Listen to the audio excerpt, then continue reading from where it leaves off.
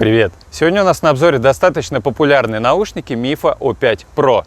Да, на обзоре именно Pro-версия наушников с арматурным драйвером, но мы их сравним по звучанию с обычной, стандартной версией. И в конце этого ролика вы для себя уже точно решите, на какой из версий стоит остановиться или, может быть, вообще выбрать что-то другое. Ну что, присаживайтесь поудобнее, мы начинаем. Mifo O5 Pro поставляются в стильной серой коробке из плотного картона. Спереди изображены сами наушники, сзади технические характеристики. И, кстати, понять, какая версия перед вами, стандарт или Pro, можно только по надписи на задней стороне коробки. Внутри находится кейс, наушники и еще одна коробочка. В ней лежит инструкция, провод для зарядки micro-USB веселого зеленого цвета и пакетик со сменными амбушюрами.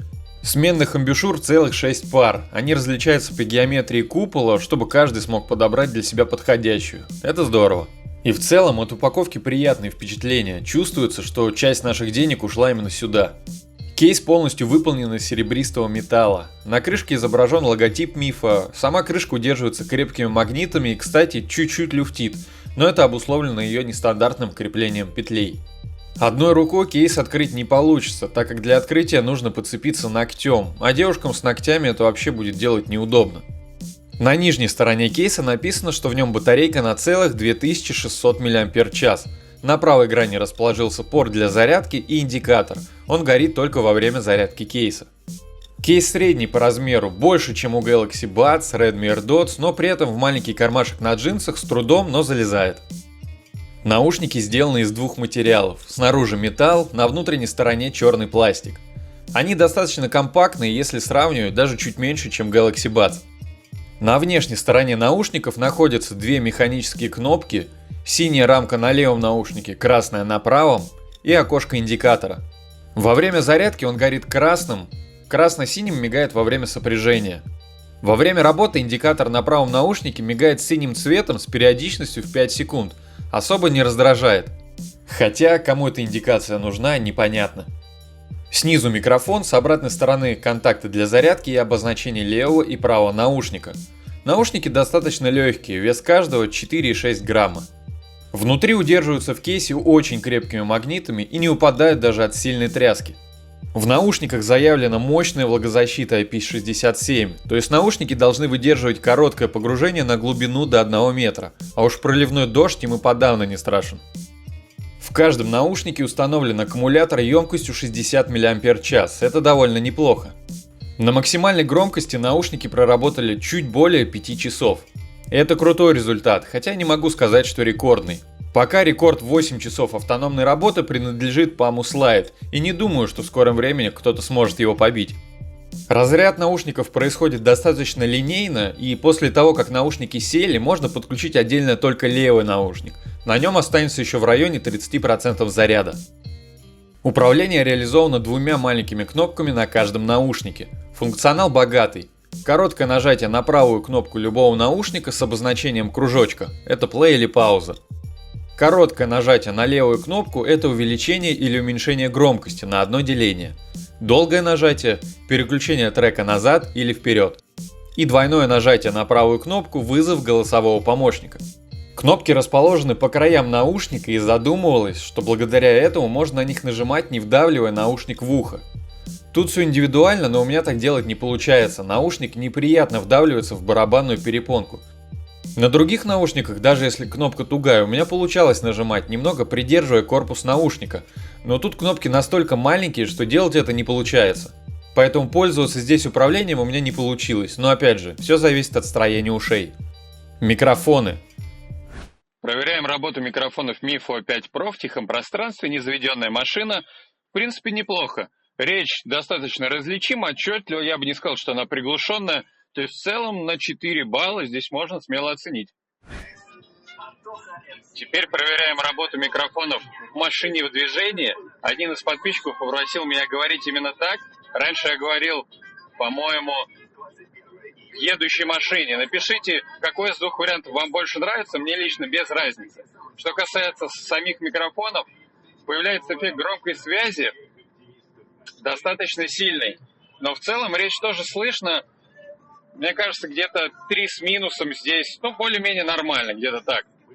Проверяем работу микрофонов Mifo 5 Pro на улице. Ветра нет, мимо едут машины. Эффект громкой связи становится еще более сильным, чем в машине в движении. Разговаривать становится еще менее комфортно.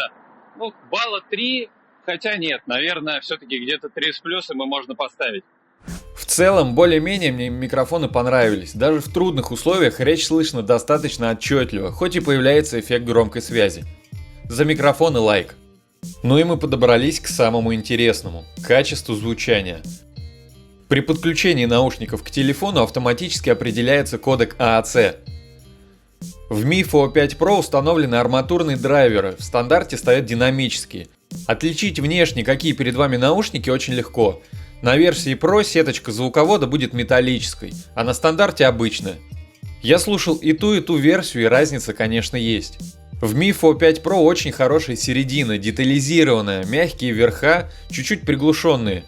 Бас тут есть, он очень правильный, быстрый, и в целом звук можно охарактеризовать именно как правильный. А в Mifo 5 стандартных бас более глубокий и середина смещена немного в сторону низких. И те наушники я слушал на совершенно разной музыке, и на мой взгляд, наушники подходят разным стилям музыки. В Mifo 5 Pro мне больше понравилось слушать джаз и акустические композиции, прямо разбирать на компоненты каждую композицию. А Mifo 5 стандарт лучше подходит для современного хаоса, клубной музыки, хип-хопа, потому что в них больше акцент как раз на низкие частоты. Но! Вспоминаем, что сейчас Mifo 5 стоит в районе 5000 рублей, если заказывать на Алиэкспрессе. И ближайшие конкуренты к ним, которые были у меня на обзоре, это Funkel AI и Pamus Lite. И по красочности звуков Funkel и Pamu мне нравятся больше. В обзоре наушников самое трудное — это передать и описать звук. Если попытаться провести аналогию между ними, давайте попробуем это на примере с едой. Mifo 5 Pro — это правильное питание. Гречка, грудка. А Funkel и Pamu — это телли-телли с креветками в сливочном соусе. Чего, блять? И то по-своему вкусно, но эмоции ты испытываешь разные. Так что в плане выбора наушников я бы исходил от того, какой стиль в музыке вы предпочитаете. По задержке звука, кстати, Mifo 5 Pro вели себя по-разному на разных устройствах. На Galaxy S10 в YouTube задержки нет вообще, а на 10-м айфоне она почему-то минимальная, но появилась. В играх задержка также присутствует, довольно стандартная. Но по качеству соединения все здорово. Дома уверенно пробивать через две стены, обрывов связи на улице у меня вообще не было.